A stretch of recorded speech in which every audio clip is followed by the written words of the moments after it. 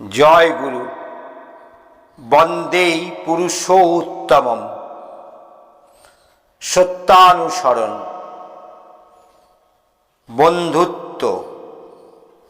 বন্ধুত্ব খারিজ করো না, তাহলে শাস্তিতে সমবেদনা ও সান্ত্বনা পাবে না। তোমার বন্ধু যদি অসৎ হয়, তাকে ত্যাগ করো না, বরং প্রয়োজন হলে তার সঙ্গ বন্ধ করো। কিন্তু অন্তরের শ্রদ্ধা রেখে বিপদে আপদে কায় মনোবাক্যে সাহায্য করো, আর অনুতপ্ত হলে আলিঙ্গন করো। তোমার বন্ধু যদি কুপথে যায় আর তুমি যদি তাকে ফিরাতে চেষ্টা না করো বা ত্যাগ করো, তার শাস্তি তোমাকেও ত্যাগ করবে না। বন্ধুর কুৎসা রটিও না, কোনো প্রকারে অন্যের কাছে নিন্দা করো না, কিন্তু তাই বলে তার নিকট তার কোনো মন্দের প্রশ্রয় দিও না। বন্ধুর নিকট উদ্ধত হইও না, কিন্তু প্রেমের সহিত অভিমানী তাকে শাসন করো।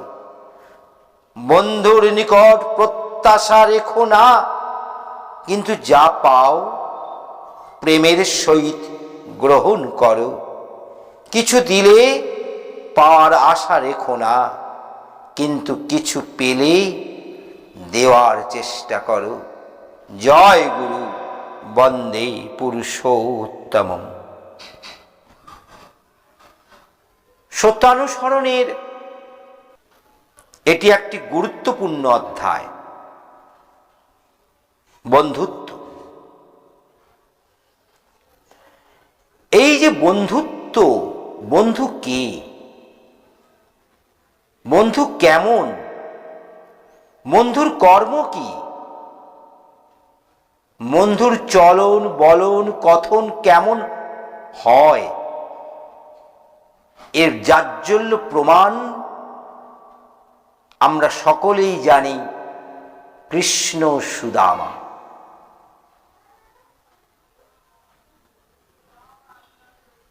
সুদামার জীবন ইতিহাস,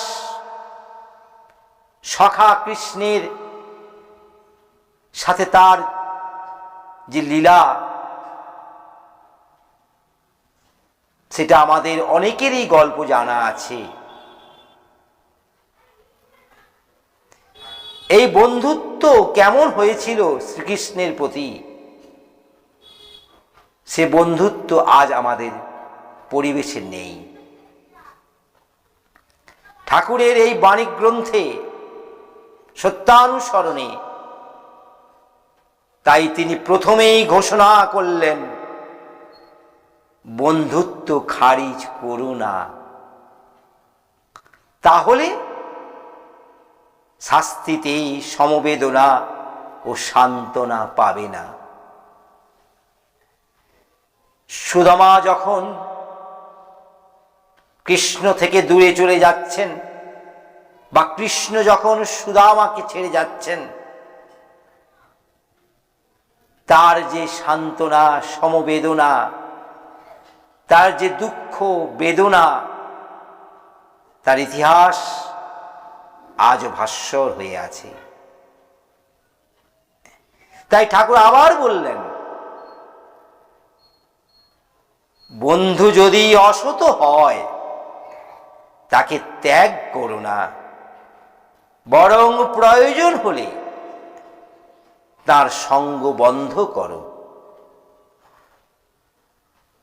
কিন্তু অন্তরে শ্রদ্ধা রেখে বিপদে আপদে কায় মনোবাক্যে তাকে সাহায্য করো, আর যদি সে অনুতপ্ত হয়, তাকে আলিঙ্গন করো।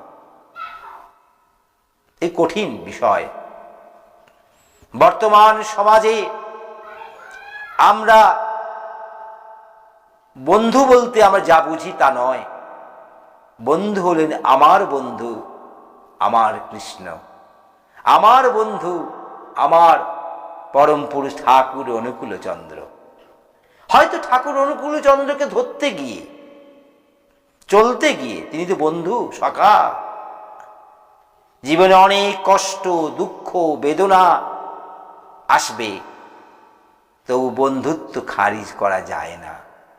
এই ছোট্ট টুকটুক আগে পালন করুন, ঠাকুরের প্রতি শ্রদ্ধা বাড়ান, বিশ্বাস করুন ঠাকুর তুমি আমার সখা, তুমি প্রেমময়, তুমি যতই কষ্ট দাও তোমাকে আমি ছেড়ে যাব না।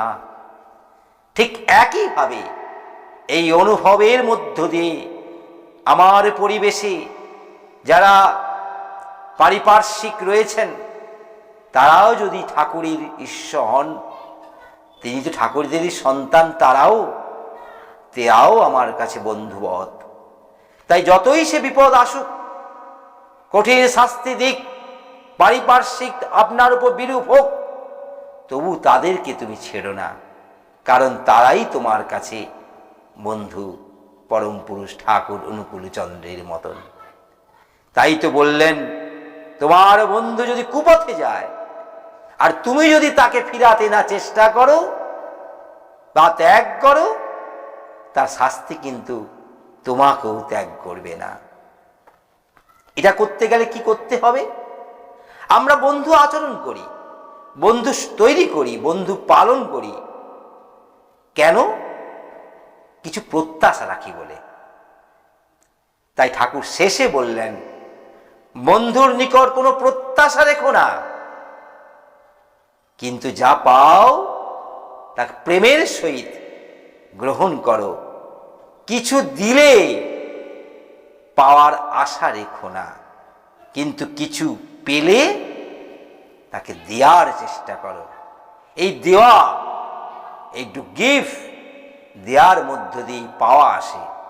তাই ঠাকুরের সঙ্গে চলা মানেই বন্ধুর সঙ্গে চলা, ঠাকুরের জীবন মানা মানেই বন্ধুর মতো চলা, বন্ধুর মতো মানা। তাই ঠাকুরের সঙ্গে প্রেম স্থাপন করুন, পরিবেশের সমস্ত মানুষকে ভালোবাসুন। ঠাকুর বলেছেন, মানুষ আপন টাকা পর, যতই পারিস মানুষ ধর। জয় গুরু, বন্দে পুরুষোত্তম।